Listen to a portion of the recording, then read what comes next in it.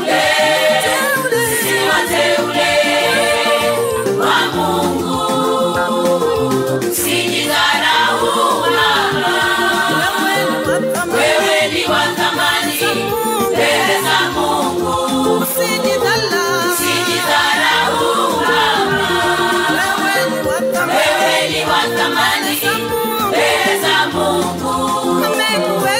Amekuheshimisha, wewe ni jeshi kubwa. Mungu yuko na wewe, akuinua. Amekuheshimisha, wewe ni jeshi kubwa. Mungu yuko na wewe, akuinua.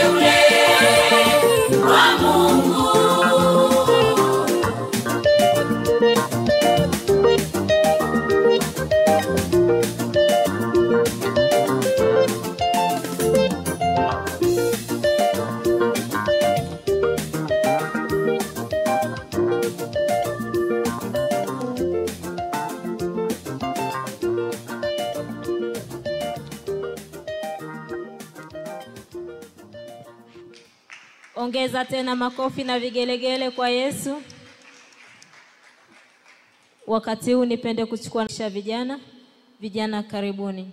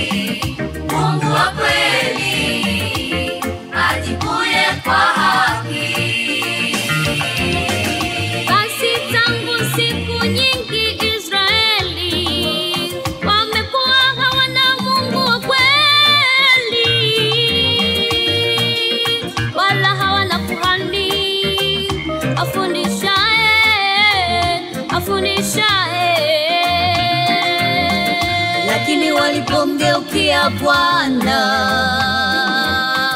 Bwana Mungu wa Israeli, katika msiba wao na kumtafuta akaonekana kwao. Baba, mimi ninashukuru kwa kuwa hukuniacha niungane na miungu ya kigeni. Hatua zote nilizopiga umekuwa pamoja nami. Umekuwa mwamba wangu imara wa maisha yangu. Ewe Mungu wa madhabahu ya PS Mamre, umekuwa kimbilio la watu wengi waliokataliwa. wenye shida mbalimbali umewavusha kutoka hapo kufika pale. Wewe ni Mungu, twaimba sifa zako. Ninafurahi Bwana, nimefurahi kwa kuwa Yesu wangu nimempata Mungu wa kweli, Mungu wa kweli, Mungu wa kweli, anaishi, Mungu wa kweli, ajikuye kwa haki. oh, nimefurahi kwa kuwa, nimefurahi kwa kuwa moyoni mwangu nimempata Mungu wa kweli, Mungu wa kweli daima, Mungu wa kweli, Mungu wa kweli, Mungu wa kweli, oh, ajikuye kwa haki. ninafurahi.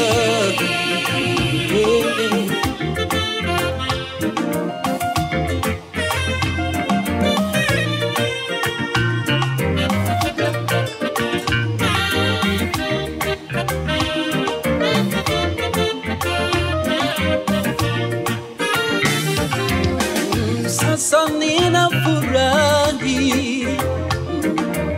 maana nimekupata moyoni mwangu, wala sibabaishi wala kutetereshwa na maneno yao. Moyoni mwangu umejaa peke yako, japo wanaweza kuinuka kunipinga mimi, ila wewe Bwana uko moyoni mwangu daima. Pendo lako, neno lako limedumu kwangu, Bwana, siku zote nitaimba sifa zako.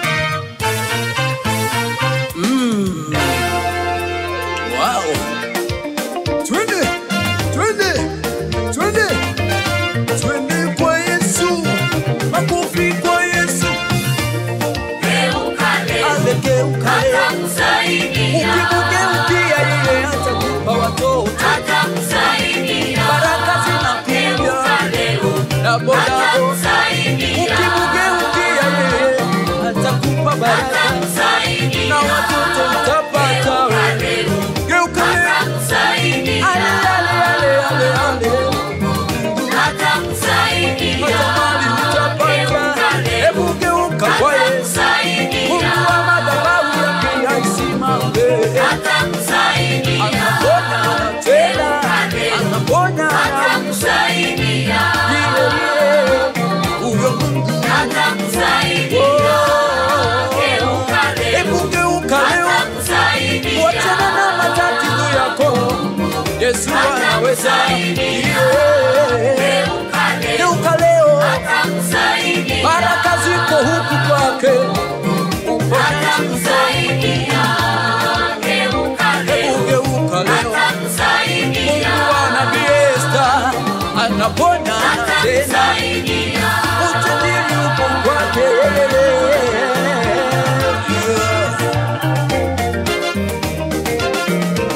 Hebu vigelegele, ale mwana mpotevu alikwenda kwa baba yake na kumwambia baba yake, nipe sehemu yangu ya mali inayoniangukia niende zangu mbali. Akaenda kule mbali, akatawanya pesa kwa anasa. Siku moja akaamua kula na nguruwe, kula na nguruwe. Alipoona yamemshinda, akarudi nyumbani, akasema niombe msamaha, hata niwe mtumwa. Hivyo nawe nakwambia, rudi kwa mamre, unaponya. Hebu leo rudi kwa madhabahu, upate ushindie. Nyumbani kumenoga, rudi pia isiye. Nyumbani kumenoga, ale Mungu anatenda. Geuka leo, Mungu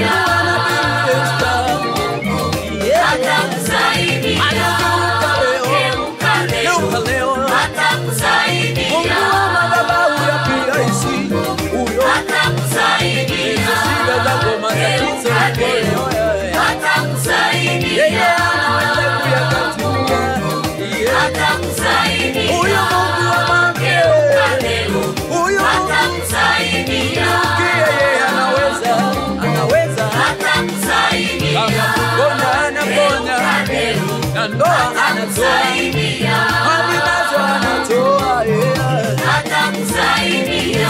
kwake tumepata wake, atakusaidia. ale Mungu anaweza yeye, huyo atakusaidia. ana kasuti na mbaya, atakusaidia. Mungu kwake anaweza, anaweza, atakusaidia. geuka leo, atakusaidia. huyo Mungu anaweza, anaweza, atakusaidia. anapigania wengine, wewe atakupigania, anaweza, anaweza huyu Yesu.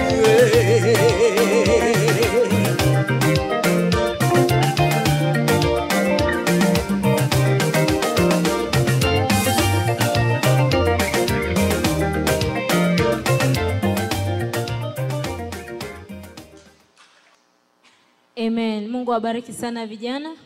Wakati huu nipende Faya makelele Koryama Zakata. Zekete Koryama Zekete. Yele Koryama Zekete. Katika jina la Yesu. Amen. Aya, aya, aya, aya, aya. Ebenezer my helper. Aya, aya, aya, aya. Ebenezer my helper. Aya, aya, aya, say Ebenezer my helper. Aya, aya, aya, aya, Ebenezer my help. Aya, aya, aya, aya, Ebenezer my help. Aya, aya, aya, aya, Ebenezer my help. Aya, aya, aya, aya, Ebenezer my help. Aya, aya, aya, aya, Ebenezer my help. Aya, aya, aya, aya, Ebenezer my help. Aya, aya, aya, Ebenezer my help. Aya, aya, Ebenezer my help. Aya,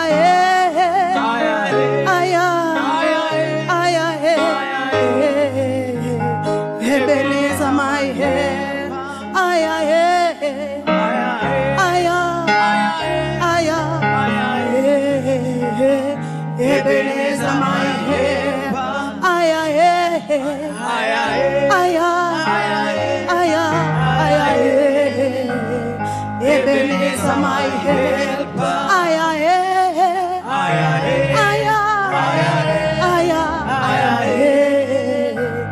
Ebenezer my help.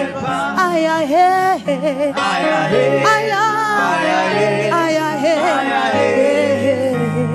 Ebenezer my help. Aya, Ebenezer my help. Aya,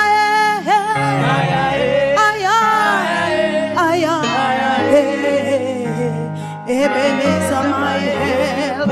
Aya,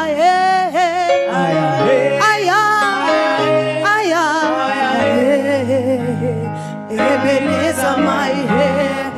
Nyoosha mikono, mwambie Baba, wewe ni msaada wangu. Tamka, sema wewe ni msaada wangu. Wewe ni msaada wangu. Wewe ni msaada wangu. Wewe ni msaada wangu. Wewe ni msaada wangu. Baba, wewe ni msaada. Ninakuamini. Wewe ni Ebenezer. Utaniingiza majira mapya. Ninaamini. Wewe ni Ebenezer. Utaniingiza majira mapya. Majira ya uponyaji, majira ya kibali, majira ya heshima, majira ya baraka, majira ya utajiri, majira ya kibali, majira ya utukufu, majira ya kuangaza. Ninakuamini. Ashekenderebo sairabo. Nataka mtu atamke nyuma yangu aseme, Baba ninakuamini utaniingiza majira mapya. Ninakuamini utaniingiza majira mapya. Ninakuamini utabadilisha biashara yangu. Ninakuamini nyota yangu itangaza. Ninakuamini juu ya kibali changu. Ninakuamini juu ya utukufu. Ninakuamini juu ya heshima. Mimi Esther ninaingia majira mapya.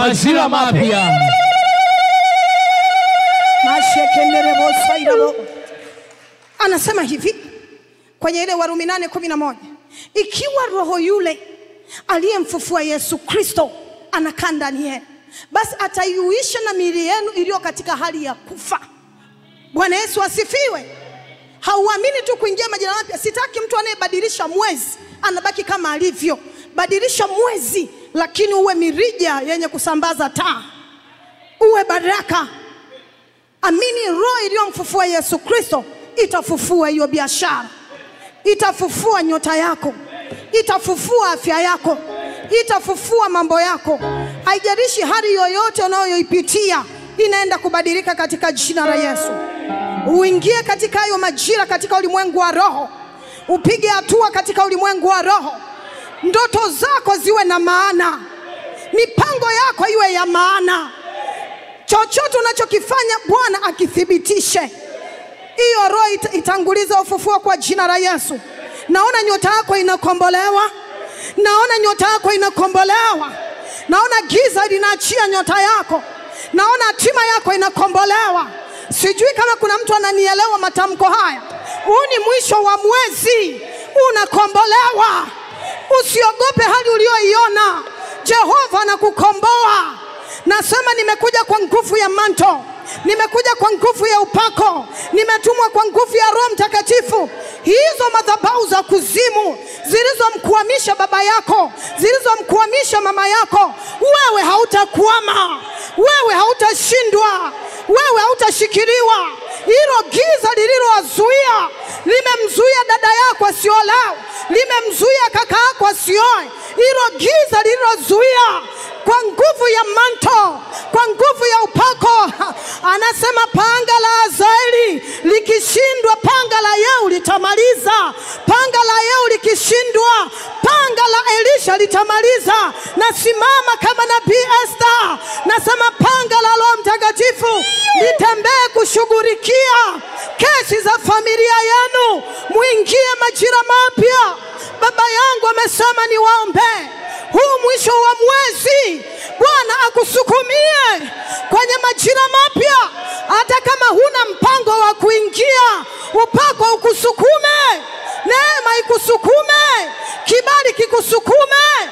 Kamata mtoto wako, kamata kazi yako, kamata kibali chako. Hata kama hauelewi, upako ukusukume. I push you today. I push you today. I push you today. I push you today. In Jesus' name.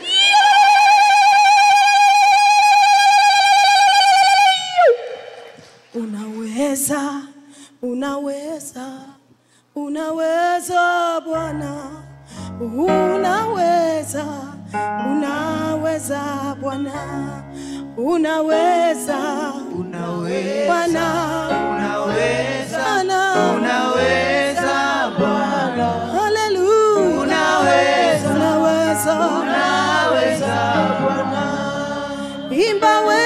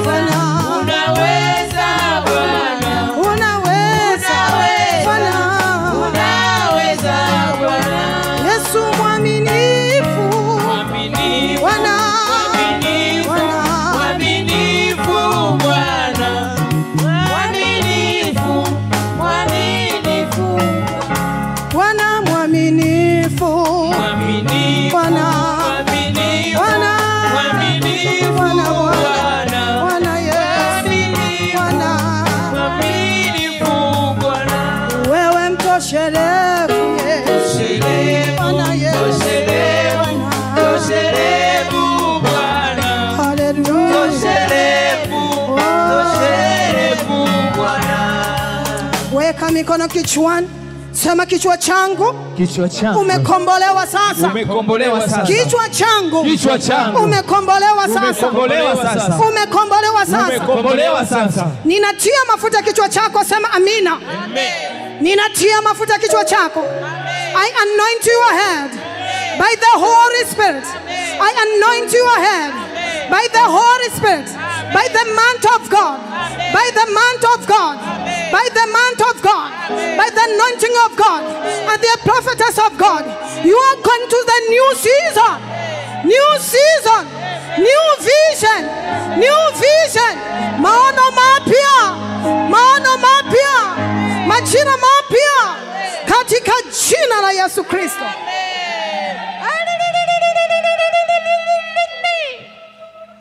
Haijalishi kuna wengine walishindwa, lakini wewe utafanikiwa. Chagua tu uchaguzi sahihi. Kuwa na uchaguzi hicho tu. Martha kweli alikuwa anafanya, lakini alikuwa anafanya vitu vingi sana. Lakini Mariam alichagua kukaa miguuni kwa Yesu. Chagua kumcha Mungu. Kuwa na uchaguzi. Hali tunayoenda nayo, hali yenye magonjwa, hali yenye vita, chagua kuwa madhabahuni. Amen. Na ninakuahidi utakuwa salama. Amen. Ninamjua Mungu ninayemtumikia. Amen.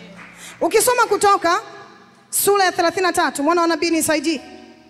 Kutoka 33 mstari wa 14 mpaka ule wa 19. Musa anajaribu kusema na Bwana. Karibu. Amen, nitasoma. Neno nasema, akasema, uso wangu utakwenda pamoja nawe. Uso wangu utakwenda pamoja nawe. Nami nitakupa raha. Sema amina. Hicho ndicho Mungu ametuahidia. Tunaingia mwezi wa 6. Amesema uwepo wangu. Mpendwa, acha vitu vya vyote visiwe na wewe, lakini uwepo wake uende na wewe. Kwa hali zozote zinavyotokea, acha uwepo wa Mungu uende na wewe. Lakini amesema nitakupatia raha. Ameniambia hili kanisa nitalipa raha. Umekanyaga hii madhabahu. Haijalishi una ripoti ya daktari, haijalishi una magonjwa mabaya, Mungu ameahidi kuyaondoa na kukupatia raha. Amesema nitakupa raha. Aha.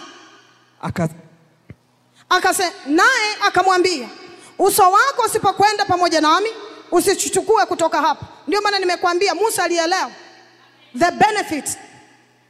Unataka faida ya kuwa na Mungu, uwepo wake uende na wewe. Kwa Musa alijua faida ya kwenda na Mungu. Kuwa muamini anayetamani kwenda na Mungu. Hali ya hewa, mazingira yasikusumbue. Tamani kwenda na Mungu. Kama ungekuwa unapalilia, hata kama kuna mvua ungeenda shamba. Si ni kweli? Maana ili ukimbizane na nini? Na majani yasiharibu mahindi yako. Basi na katika Mungu hivyo hivyo. Musa alichagua kwenda na Mungu. Sisi tunachagua kwenda na Mungu. Tunaingia media, tunachagua kwenda na Baba. Tunachagua kwenda na Mungu. Nyosha mkono mmoja, sema nimechagua kwenda na Mungu. Nimechagua kwenda na Mungu. Na huo ndio uchaguzi sahihi. Pokea hicho kibali katika jina la Yesu. Tuendelee. Kwa maana itajulikanaje kuwa nimepata neema mbele zako? Aha. Mimi na watu wako. Mimi na watu wako. Sio kwa sababu umekwenda pamoja nasi. Sio kwa sababu umekwenda pamoja nasi. Hata mimi na watu wako tutengwe na watu wote walio juu ya uso wa nchi. Juu ya uso. Katika kutengwa ni huku. Kuna wakati Mungu alipotaka kuipiga Misri, neno linasema Misri nzima ilikuwa na giza, lakini kwa Israeli kukawa hakuna giza. Kwa wana wa Israeli, Gosheni kukawa na nini? Na nuru. Hali inayoingia sijui COVID imezidi, sijui kuna matatizo yanazidi, ili Mungu akutenge. Na utajuaje umetengwa? Hivyo virusi havitakupata. Hayo mabaya hayatakupata wewe. Uchawi wa watu uliopanga mabaya juu yako hayatakufikia wewe. Vikao vyovyote vinavyofanya Mungu atavitawanya. Nasema watapigana wenyewe, watarumbana wenyewe. Tanzania tuko salama. Sisi ni watu kuna wakati Mungu aliwapiga na magonjwa, neno linasema hata mbwa wao hawakupata na madhara. Yaani mbwa wa wana wa Israeli hawakupatwa na virusi. Fungua mkono, sema nimechagua. Pokea uchaguzi. uchaguzi in Jesus name. Mstari wa 17. Bwana akamwambia Musa, Bwana akamwambia Musa, nitafanya neno hili ulilolinena, nitalifanya neno ulilolinena, kwa maana umepata neema mbele zangu, kwa maana umepata neema mbele zangu, nami na kujua jina lako. na kujua jina lako. Akasema, na kusihi unionyeshe utukufu wako. na kusihi unionyeshe utukufu wako. Akasema, nitapitisha wema wangu wote mbele yako. Nitapitisha mashekenderebo sairabo, yakandarama sairabo, rikandaraba shekete, riaseketerabo. Ebu baraka zikutangulie, mema yawe mbele yako, usiende mahali kwa hasara. Kuna mtu umekuja hapa utaondoka kitupu, lakini kuna mtu amekuja hapa ataondoka na hii neema. Kuna mtu utashuhudia hapa. Juzi kuna mtu alikuwa na kesi mbaya sana, mbaya mno mno, akawa ameitwa huko Dodoma wizara.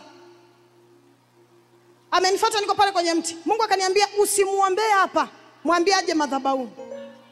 Nikasema leo, akasema sio leo, mwambie aje Jumapili. Nikatii, nikamwambia okay Jumapili. Akaniambia mama sasa Jumatatu ndo naenda. Nikamwambia ndio, wewe Jumapili njoo. Kwa Jumapili kwa uaminifu akaja, katulia zake hapa. Katulia, sikumgusa hata mkono wangu, kwa sababu kesi ilikuwa ni mbaya. Alichofanya saa kuchukua chumvi kwa sababu pia na nguvu, alipangua watu walikuwa wa kwanza kuchota chumvi. Nilihisi kucheka sana, nikasahau jamaa kweli ameelewa. Mungu akaniambia hii inatosha. Ninapoongea nawe sasa hivi ananitumia message ananiambia kesi kush, mimi ni mshindi. Sio tu kesi imeisha, nimeshinda. Ujue nini kilichomtetea? Ni madhabahu. Kama umekuja hapa, Mungu ameahidi atapitisha wema mbele yako. Usiende mahali kwa hasara, chukua chako katika jina la Yesu. Usikutane na nabii kama huyu kaondoka bila matamko yako. Wema uwe mbele yako, baraka ziwe mbele yako, fadhila za Bwana zikuzingire. Amen. Nami nitalitangaza jina la Bwana. Nitatangaza jina la Bwana mbele yako. Nami nitamfadhili yeye nitakayemfadhili. Amen. Kwa nini Mungu atakutendea? Kwa sababu anataka tangaza jina lake. Usiondoke kitupu kwa ibada ya leo. Na tunapoelekea kwanza nusu mwaka, hakuna ubaya ulioandaliwa utakusogelea wewe. Bwana atarejesha kwa waliovituma. Mambo ya Nyakati sura ya 2 mstari wa 15. Sura ya 2, Mambo ya Nyakati wa 2 sura ya 15 mstari wa 12. Ndio nasema wakafanya agano. Karibu. Amen. Mambo ya Nyakati wa 2 sura ya 2 mstari wa 10. Sura ya 15. Amen. Second Chronicle 15:12. Amen. Let me speak English. Mstari wa 12. Neno la Mungu linasema, anasema wakafanya agano. Wakafanya agano ya kuwa watamtafuta Bwana. Watamtafuta Bwana, Mungu wa baba zao. Mungu wa baba zao. Kwa mioyo yao yote. Kwa mioyo yao yote. Tunaweza tukafanya agano. Yamkini miezi 6 umecheza cheza. Hebu unapoanza sasa, hebu kubali agano. Agano, nitamwabudu Mungu bila kufanya masiara, bila kupoteza muda. Nitamwabudu Mungu wa Mamre. Au wana wa Israeli wakasema tutamwabudu Mungu aliyewavusha bahari ya Shamu. Tutamwabudu Mungu aliyewapiga wafalme. Tutamwabudu Mungu aliyewapiga wa Misri. Tutamwabudu Mungu aliyegharikisha wa Misri. Nabii, Mungu huyu aliyeniponya nitamwabudu. Fungua mkono wako juu, sema ninafanya agano. Nitamwabudu Bwana kwa moyo wangu wote, wala sintaulizwa na mtu. Na iwe hivyo, utaenjoy this life. Amen. Na kwa roho zao zote. Na kwa roho zao zote. Na ya kwamba yeyote asiyemtafuta Bwana. Yoyote asiyemtafuta Bwana, Mungu wa Israeli, Mungu wa Mamre, atauawa. Atauawa. Kama utafuti huyu Mungu, korona itakuua. Kwani nakuapia. Hii hali tunaenda nayo ni mbaya. Hii hali ya hewa tunaenda nayo, usiwe na masiara. Utapotezwa hivi hivi. Utajishangaa tu alimbaye kwanza uchumi wenyewe ukishakupiga, yani maisha yakikuchakaza. Utajishangaa akili zako hazijakaa sawa. Mungu akusaidie. Kaa katika agano, katika kumcha Mungu. Mungu ameahidi kutupatia raha. Uwe na raha. Mimi nadhani raha ni kitu sahihi sana. Agano la tuliwe na nguvu.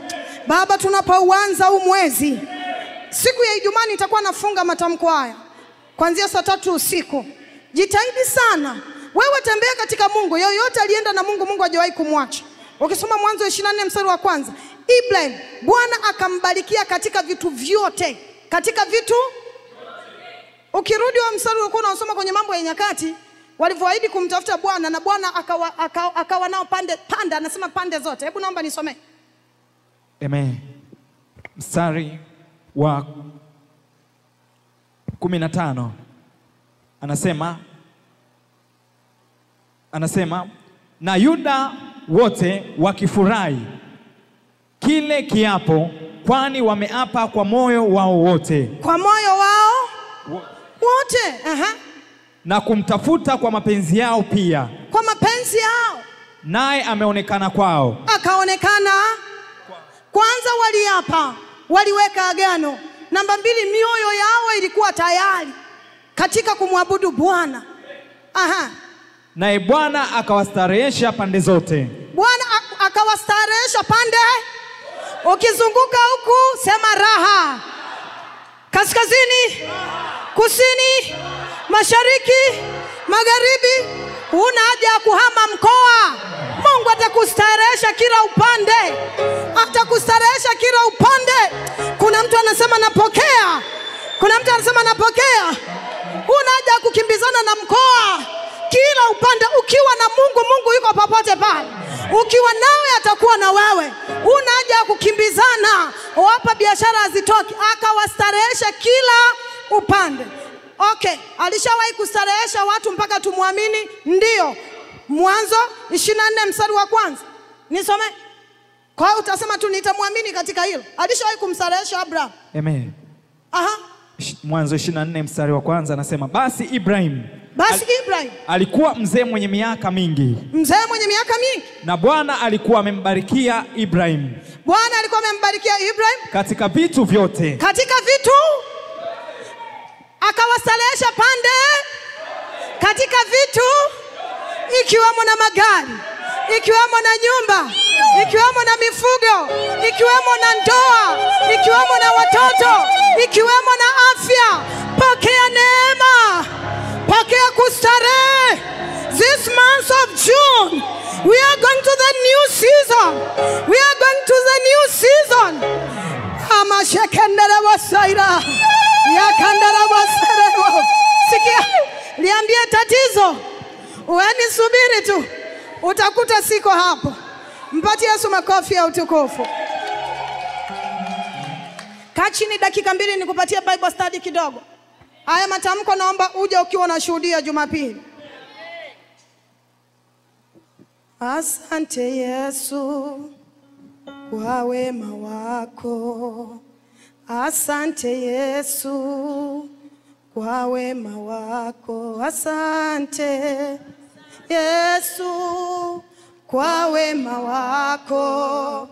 Asante Yesu kwa wema wako. Asante Yesu kwa wema wako. Asante Yesu kwa wema wako. Asante Yesu kwa wema wako.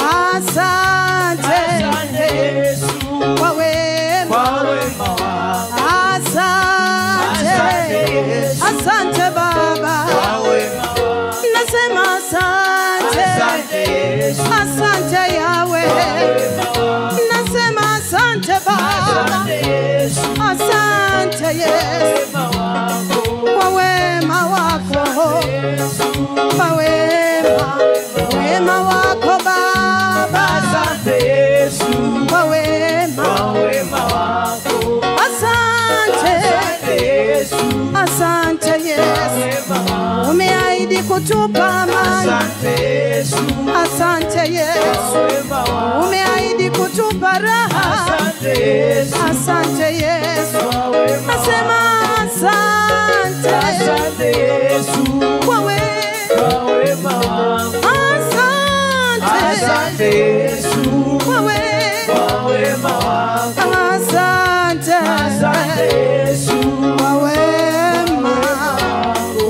Haleluya.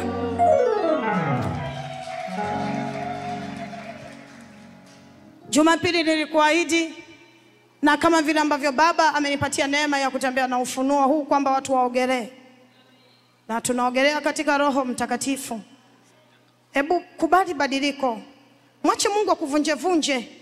Mwache Mungu, usiwe kisiki cha mpingu. Mpe Mungu maisha yako, aingie akubadilishe. Unajua kuna mahitaji unayaomba, kumbe hata hautaki kuyaomba hayo. Kuna vitu Mungu anataka kuviweka ndani yako.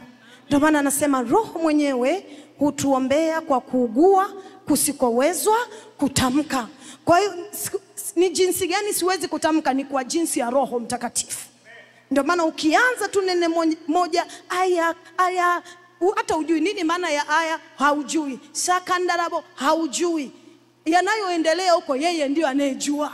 Anakuambia mwanangu, hichi ndio kitu sahihi. Hiki ndicho unachotakiwa uombe. Hiki ndicho ambacho nataka uniombe. Hiki ndicho sahihi. Amen. Na kwa neema hiyo nitakupatia 7 dimension of 4. Amen. Ezekiel 47. Sura 47 mstari wa 3. Tutaenda mpaka mstari wa 5. Kisha tutaenda kusoma mstari wa 9. Ninakusalimu katika jina la Yesu. Ninakupenda.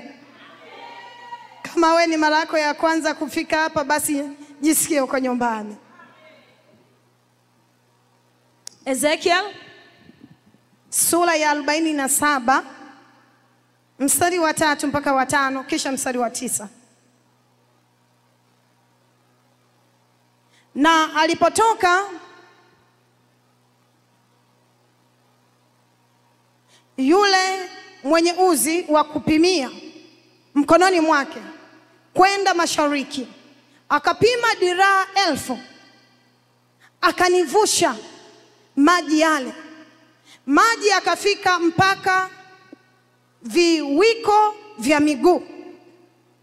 Kisha akapima diraa 1000, akanivusha maji yale. Maji akafika mpaka magotini. Kisha akapima diraa 1000, akanivusha maji akafika mpaka viunoni. Kisha akapima diraa 1000, yakawa mto nisioweza kuuvuka, maana maji yamezidi, maji ya kuogelea, mto usiovukika. Mstari wa 9.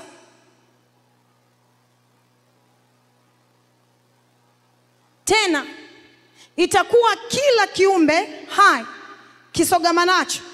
Acha tu twende mstari wa 6 ili mnielewe vizuri. Akaniambia, mwanadamu, je, umeona haya? Kisha akanichukua akanirudisha mpaka ukingo wa mto. Basi nikiisha kurudi, tazama, kando ya ukingo wa mto ilikuweko miti mingi sana, upande huu na upande huu. Ndipo akaniambia, maji haya yanatoka kwenda pande za nchi ya mashariki, nayo yanashuka mpaka Alaba na kuingia katika bahari. Maji yatokezwa yataingia baharini na maji yake yataponyeka. Sema amina. Tena itakuwa kila kiumbe hai kisogemanacho kila mahali kitakapofikilia mito hiyo kitaishi. Kuna mtu umesogelea hii madhabahu, hata kama umesogea na magonjwa yako yaliyokosa matibabu, hapa utaishi. Amesema kila kiumbe kitakachosogelea. Wangapi wanajua mimi ni nabii wa maji? Good. Kila kiumbe kitakacho, sio nabii wa kusogelea, kitakacho. Ndio maana ukifika hapa ni neema. Ukifanikiwa ukafika, hautarudi na lile tatizo. Anasema, nitarudia tena, itakuwa kila kiumbe hai kisogamanacho kila mahali kitakapofika mito hiyo kitaishi. Kutakuwapo wingi mkubwa wa samaki, kwa sababu maji haya yamefika huko. Mwambie jirani, hivi maji yamekufikia wewe? Mwambie, hivi maji yamefika kwenye ukoo wenu? Kwa sababu maji yamefika huko. huko, maana maji yale yataponyeka na kila kitu kitaishi popote utakapofikiria mto huo popote. Mungu alibariki neno lake. Andika, maji yanifikii, kwa sababu hauwezi kuogelea pasipo maji. Amen. Unapoingia hii Bible study, ni vizuri sana katika neno utaishi. Chochote nilichokutamkia kama hauna neno hakiishi, ila neno litakusaidia viweze kuishi. Amen. Maji yamefika huko. This is my message title. Hakuna kitu Mungu atafanya kwa ajili yako. Hakuna kitu Mungu atashuka atafanya kwa ajili yako. Mungu hatafunga kwa ajili yako, hatatoa kwa ajili yako, hata kuja ibadani kwa ajili yako. Yeye upande wake alishafanya. Na chochote alichokuahidia, chochote Mungu alichoahidi, amesema nitakupa starehe, ameshakupa, ameshafanya. Ila ni wewe tu kujua jinsi ya kuchukua. Kuna kanuni ambayo lazima ujue, nitachukuaje. Vyote alivyoviahidi Mungu hatashuka kufanya kwa ajili yako, kwa sababu alishakuja kafanya. Neno nasema akaumba siku ya kwanza, akaumba siku ya pili, akaumba siku ya tatu. Ukisoma Mwanzo sura ya kwanza, ukienda sura ya pili, anasema akaumba siku ya saba, akapumzika, akamaliza kazi.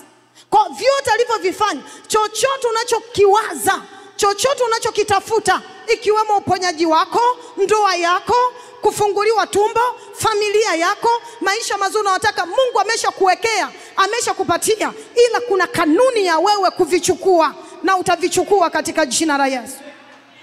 Ukielewa kanuni ya kuchukua ulichopewa, kuelewa kanuni ya kuchukua ulichopewa. Mfano, mtoto wangu hawezi kufunga na kuomba baba yake alipe ada. Anajua tu baba atalipa ada kwa sababu nina baba yangu. Kama mkuu wa shule akiuliza ada, mpigieni baba. Umeshaelewa eh?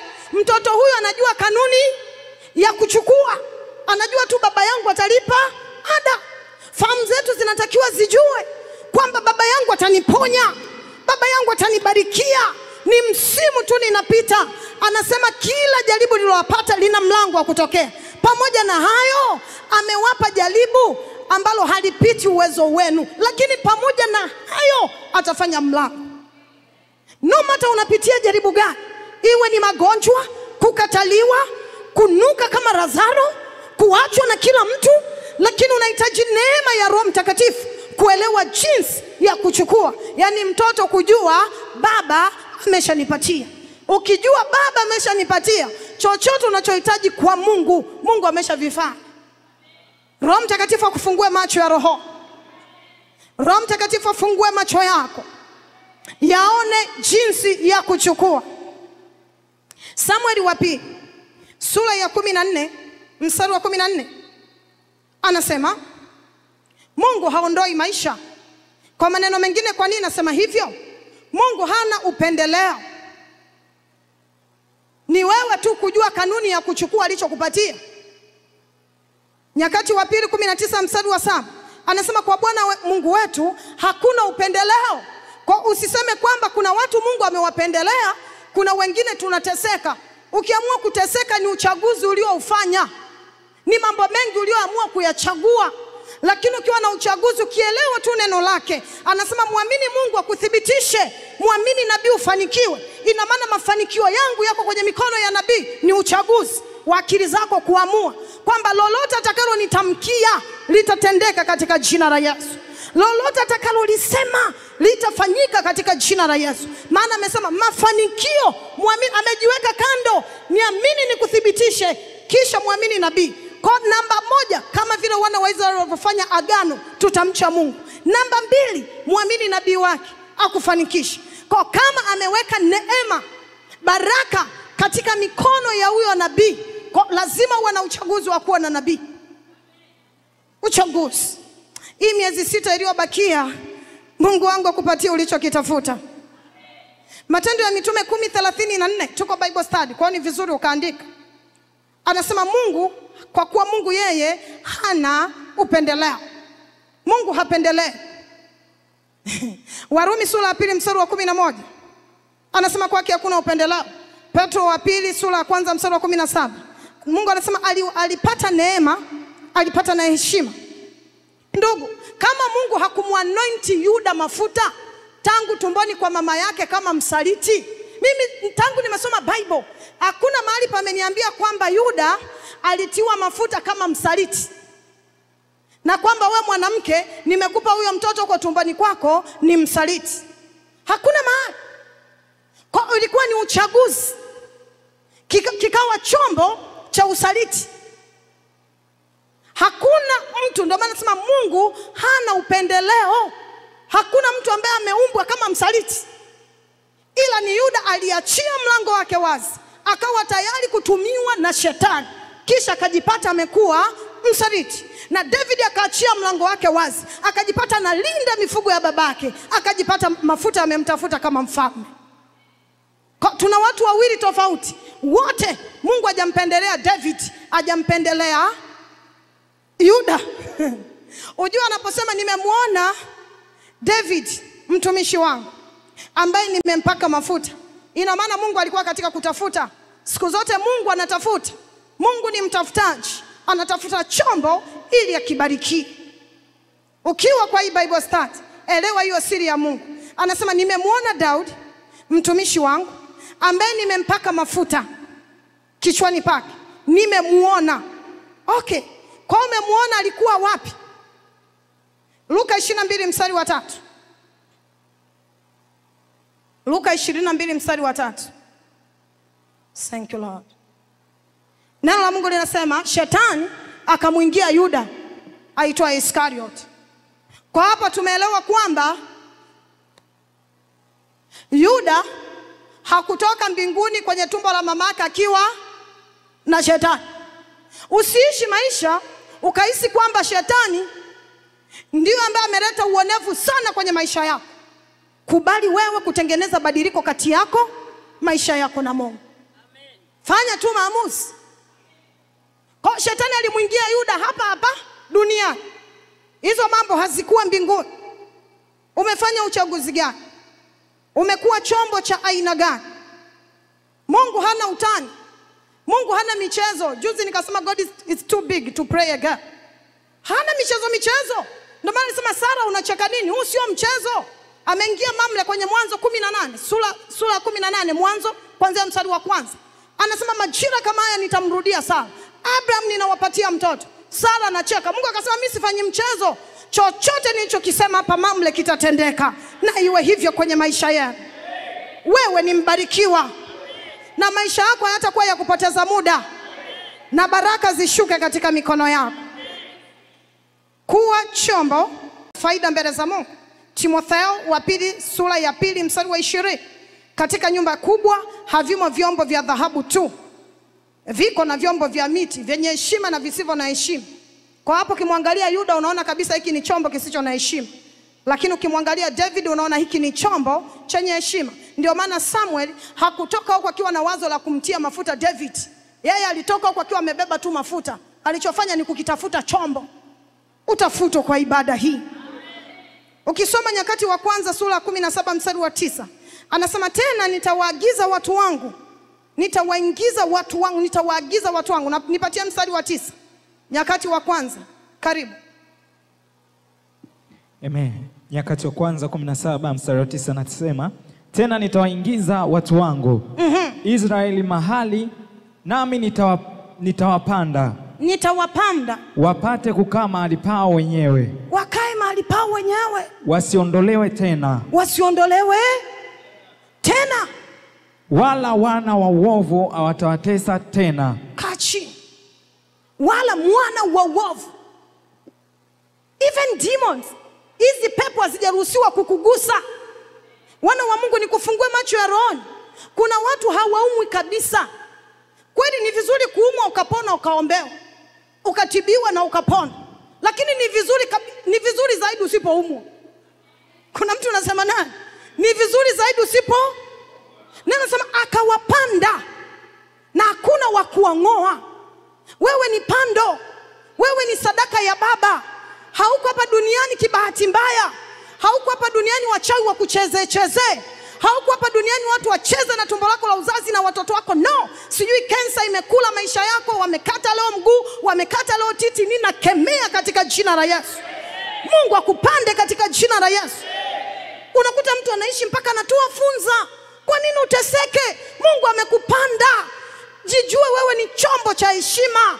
Wewe sio chombo cha udongo. Anasema katika hiyo nyumba kubwa viko na vyombo vya udongo. Wewe unafahamu vyombo vya udongo? Ukishika tu vibaya kinapasuka. Ukigusa tu kinapasuka. Kuna mtu anashikwa tu dakika amekufa. Amekufa. Ndio hivyo vyombo vya udongo. Wewe si chombo cha udongo. Ninaongea na dhahabu hapa. Utapita kwenye moto utatoka unangaza. Utapitishwa kwenye moto utatoka unang'aa. Sema mimi ni dhahabu. Mimi ni dhahabu katika jina la Yesu. Anasema katika Yeremia 24 mstari wa 6. Nami nitawatulizia macho watu wangu.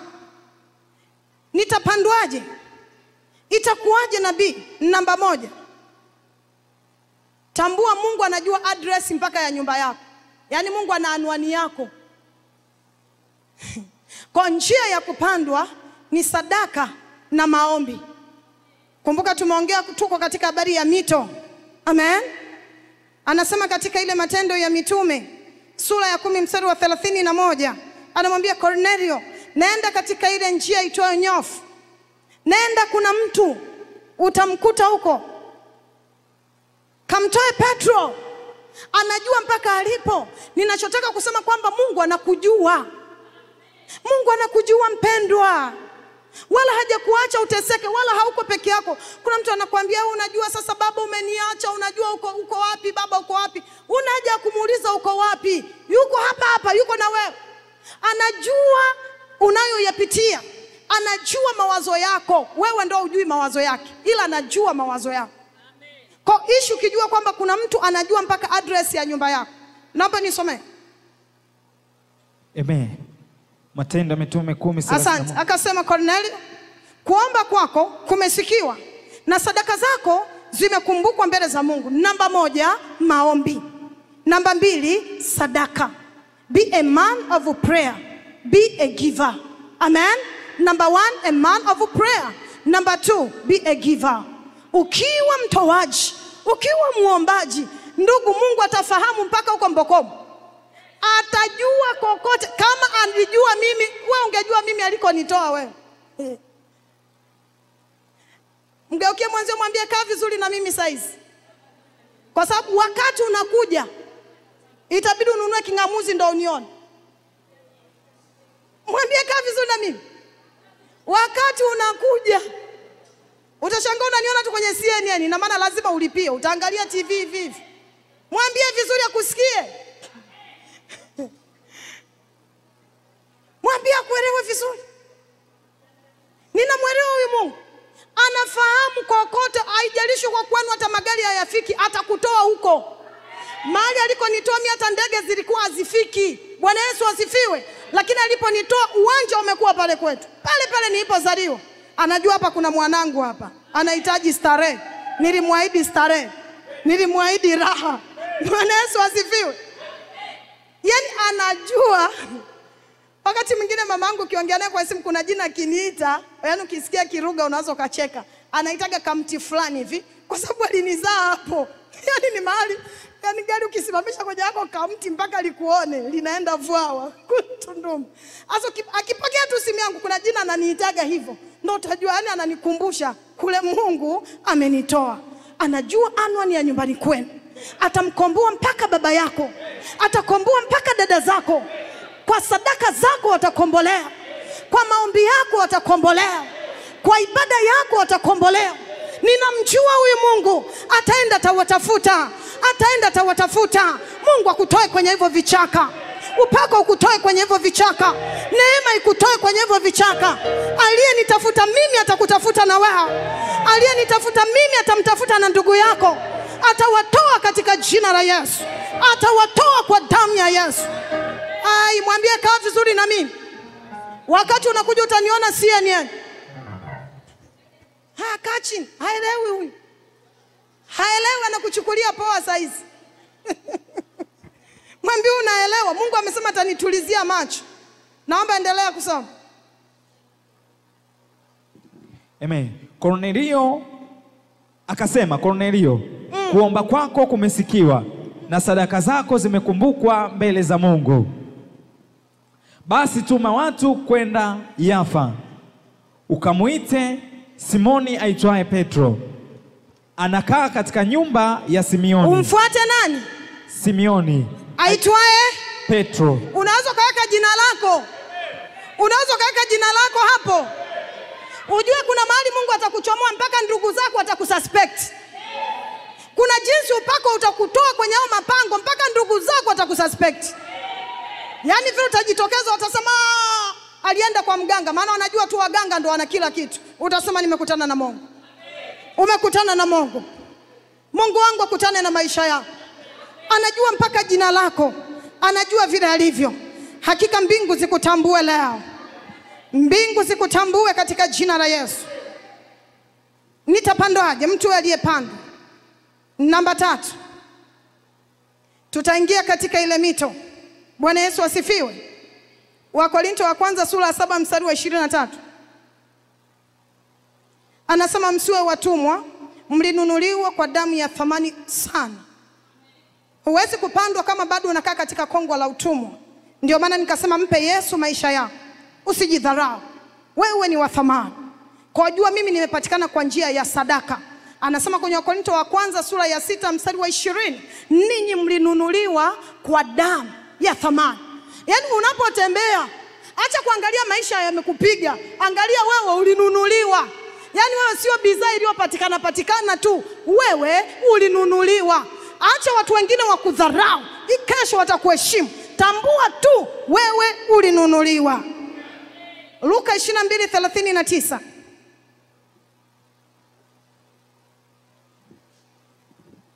Luka 22. Amen. 39. Nami nawawekea ninyi ufalme kama vile Baba yangu alivyoniwekea mimi. 22:39. 22:39.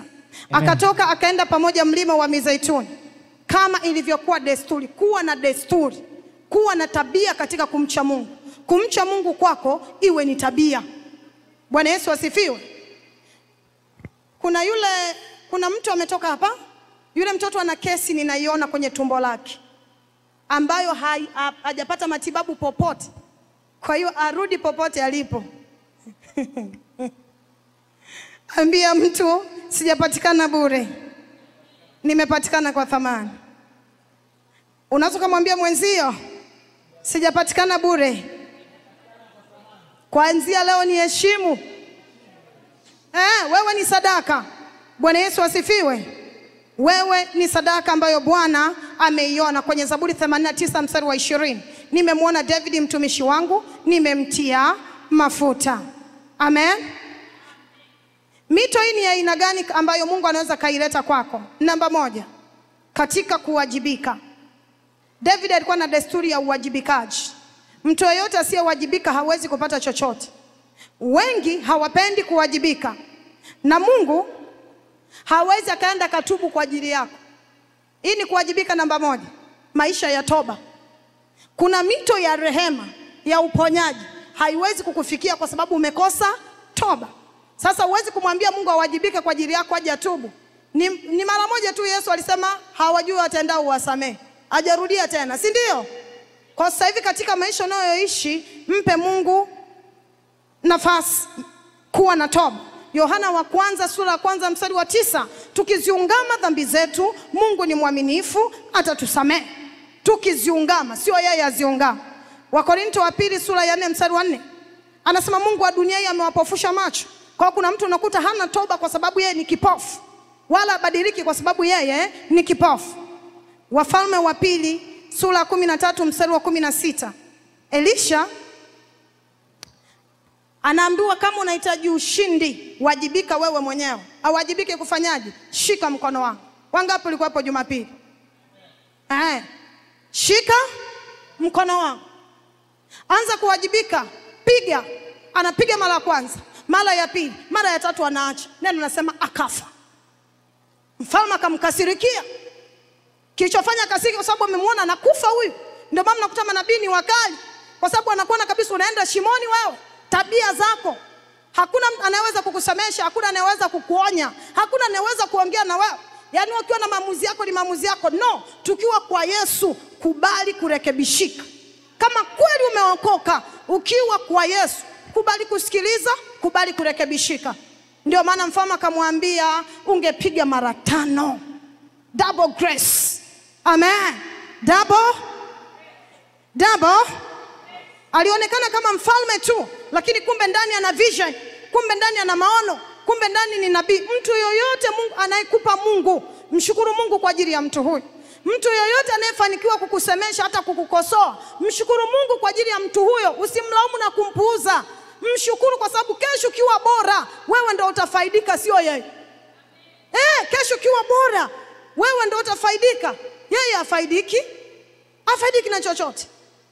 Atakuona tu anashukuru Mungu nishawahi kumshauri, lakini wewe ndiye unayekula matunda. Bwana Yesu asifiwe. Sema napokea mkono wa ushindi. Ukisoma Ezra sura ya 5 mstari wa 12, sasa baba zetu walipomkasirisha Mungu, Mungu akawatia katika mikono ya Nebukadneza. Kwa mtu yote asiye na toba, sio shetani anakutia kwenye matatizo, Mungu ndo anakuingiza kwenye matatizo. Unahitaji maisha yenye toba. Acha nikupatie maana ya hii mito 4 ambayo Mungu akuingize. Amen. Mwanzo sura ya 2 mstari wa 6. Mto wa kwanza ni ukungu. Tuliposoma katika Ezekiel 47 kuanzia mstari wa 3, anasema akapima diraa, mto wa kwanza ukafika kwenye viwiko vya miguu. Huo tunaita ukungu. Wangapi ulishaenda shule kwa kukutana na umande? Hizo zote ni baraka. Mtoto yote aliyekataa kupita kwenye umande saizi ni mbumbumu. Niko sahihi? Mimi nimebeba guduria, nimebeba cherewa yangu, nimepita kwenye umande, ikafika Mungu akatubariki zikaja sport za mgongoni. Lakini saizi mtoto wangu anachukuliwa na gari. Unajua kwa sababu gani? Nilipita kwenye umande. Yaani tunaenda level yamkini wa kwangu, naye mtoto wake atachukuliwa na ndege level. Ningekataa kupita kwenye umande na yeye leo bado angepita. Hivi kuna mtu unamuokoa hapa? Maisha yako yao na ukungu, ingia kwenye huo mto. Pokea ukungu wa mbingu. Pokea ukungu, baraka zenye ukungu katika jina la Yesu Kristo. Shout fire. Ukisoma Kutoka sura 16 mstari wa 13, tunaenda kwa haraka kidogo. Weka kalamu yako chini ili utusaidie kusoma Biblia kwa haraka. Kutoka 16 mstari wa 13. Amen. Ikawa wakati wa jioni, kware wakakaribia. Wakati wa jioni wakakaribia. Wakakifunikiza kituo. Na wakati wa asubuhi umande ulikuwa juu ya nchi pande zote za kituo. Rudia tena. Amen. 13. Ikawa wakati wa jioni, kware wakakaribia. Wakati wa jioni, haya ni majira ya jioni. Wakakifunikiza kituo. Na wakati wa asubuhi umande ulikuwa juu ya nchi. Umande ukawa juu ya nchi. Haya ndio maji yaliyopimwa. Yaani kuna watu baraka zao zipo kwenye kiwiko hapa. Lakini nitakuvusha katika jina la Yesu. Nitakuvusha kwa damu ya Yesu. Isaya 12 mstari wa 3. Anasema basi mtateka maji katika visima vya wokovu. Namba 3. Mto wa kwanza ni katika ukungu. Amen. Mto wa pili umande ule wa jioni. Namba 3 ni visima vya wokovu.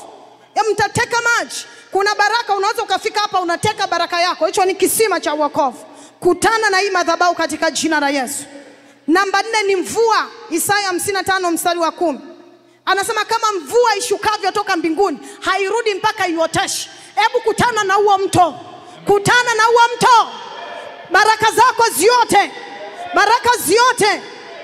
Namba 5. Anaongea habari ya mto mkubwa. Mto mkubwa. Mto huu anasema kwa habari ya bahari ambayo inakusanya mito yote inaingia kwenye bahari. unakuwa ni mtu ambaye yoyote anayekutana na wewe hatengenezi chuki, bali anakuwa baraka. Katika ulimwengu wa roho, yani unakuta kwako hakuna malalamiko, bali inakuwa ni bahari. Yani unakuwa sio kajito. Unajua ukiwa kamto kesho unaweza ukakauka. Pokea neema ya kuwa bahari. Pokea neema ya kuwa bahari. Simama juu, sema katika jina la Yesu. Katika jina la Yesu. Katika jina la Yesu. Katika jina la Yesu. Baba yangu. Nifanye kuingia. Katika hii mito. Katika hii mito. Niogelee. Nitoe. Kuwa mto. Niingize. Kuwa bahari. Nipime leo. Tamka kwa jina la Yesu.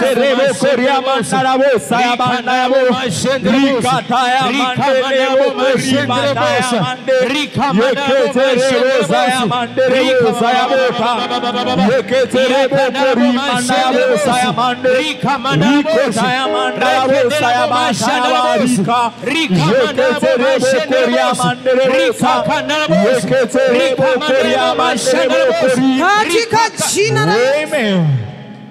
Bwana akufanye kuogelea. Bwana akuingize kuogelea.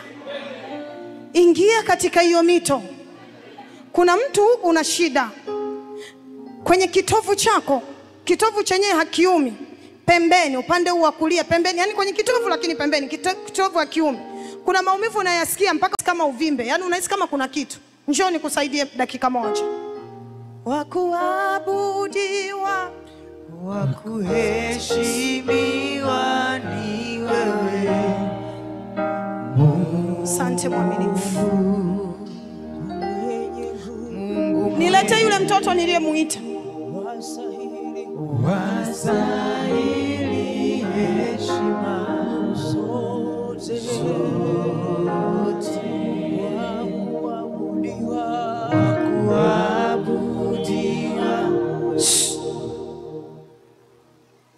Yuko peke yake, hana mzazi.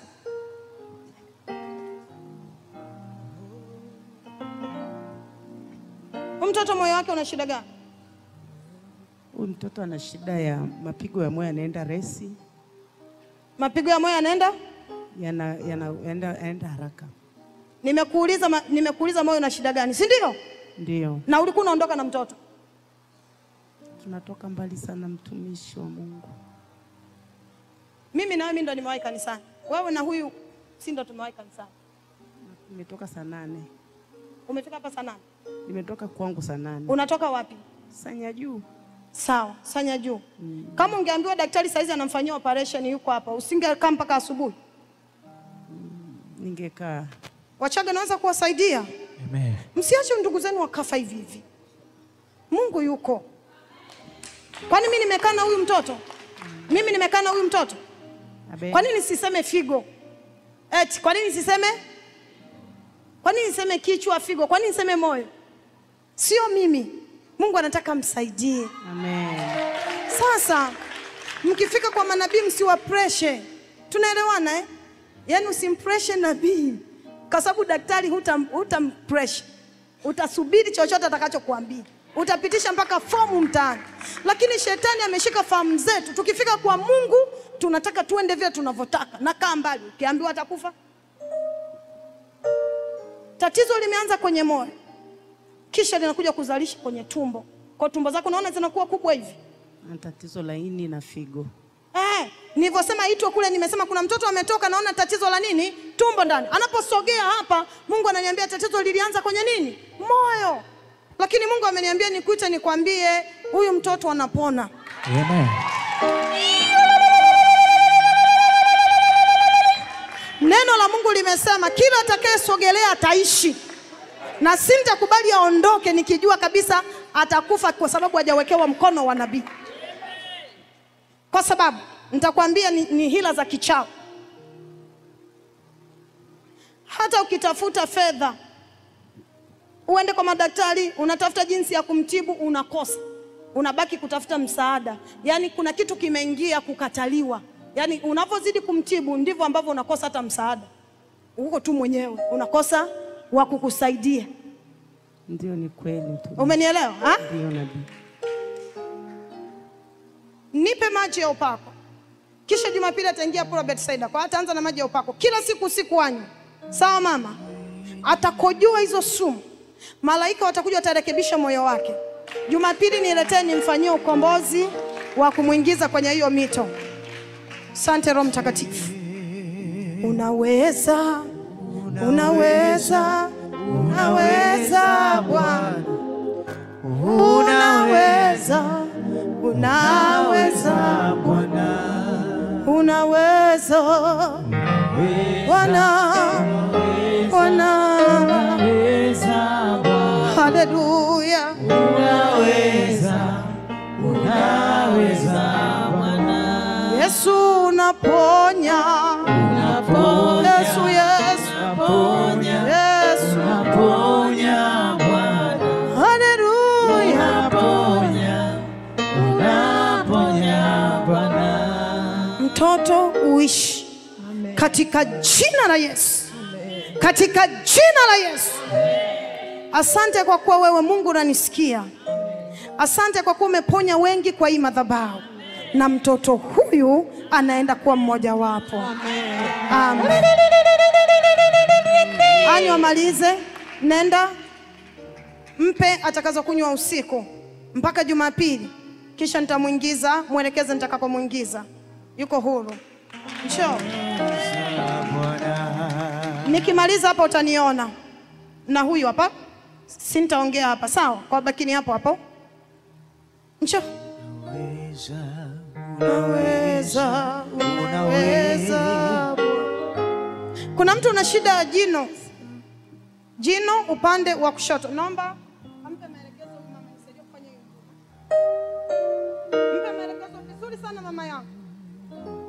Jino upande wa kushoto. Chini la gego. Njoo, njoo pale mbele. Kasimame na huyu.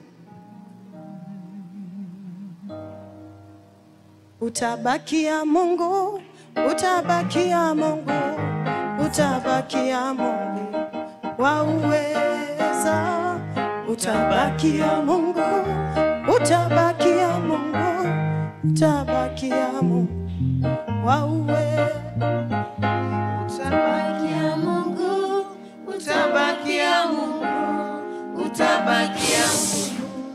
Ninakudisconnect na laana. Uwe mzima. Ninakudisconnect na kila uovu. Baba ninaomba rehema. Jesus. Kitovu chako kikatwe. Usiingie kwenye mabaya. Katika jina la Yesu.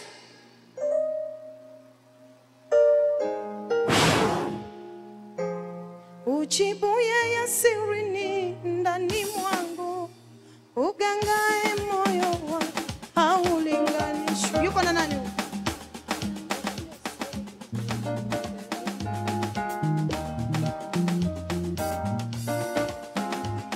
Utabakia Mungu, utabakia Mungu, utabakia Mungu, wewe utabakia Mungu, Utabakia Mungu, utabakia Mungu, utabakia Mungu, wauweza. utabakia Mungu, Utabakia Mungu, utabakia Mungu, utabakia Mungu, wauweza.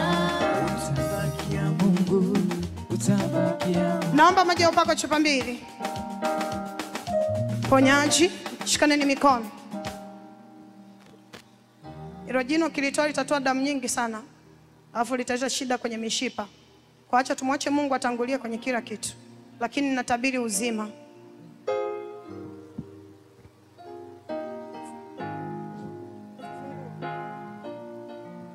Umalize ndio utoke hapa ndani. Maliza ndio utoke hapa ndani. Imeisha. Nyosha mikono juu. Sema katika jina la Yesu. Katika jina la Yesu. Baba, Baba, niingize kwenye hii mito. niingize kwenye hii mito. Ninakaa katika uwepo. Nitatembea katika uwepo. Katika uwepo. Hii wiki nitaingia kwa mito. Nitaingia kwa mito. Siku ya Ijumaa katika mkesha kuanzia saa 3 tutaanza na hii mito. Kwa sababu hata sija kuingiza kuogelea na sijamaliza. Amen. Kisha nitaingia kwenye matamko. Na Mungu wangu akufungue.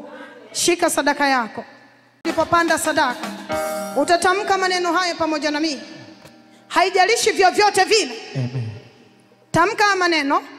Haijalishi vyovyote vile. Haijalishi vyovyote vile. Haijalishi vyovyote vile. Haijalishi vyovyote vile. Wakati wangu wa kujibiwa umefika. Umefika. Shalom. Amen. Mungu akutangulie. Amen. Akuhifadhi. Amen. Akulinde. Amen. Jumapili hii. Amen. Jumapili ni tarehe 1. Kwa hiyo tuna matamko maalum sana kwa ajili ya mwezi huo na nusu mwaka pia. Lakini ukifika Ijumaa utaelewa zaidi ninachosema na wewe. Mungu akulinde. Amen. Akuhifadhi. Amen. Shalom. Utaenda nyumbani, naomba kuonana na hao watu nimewahitaji kuwaona muda huu.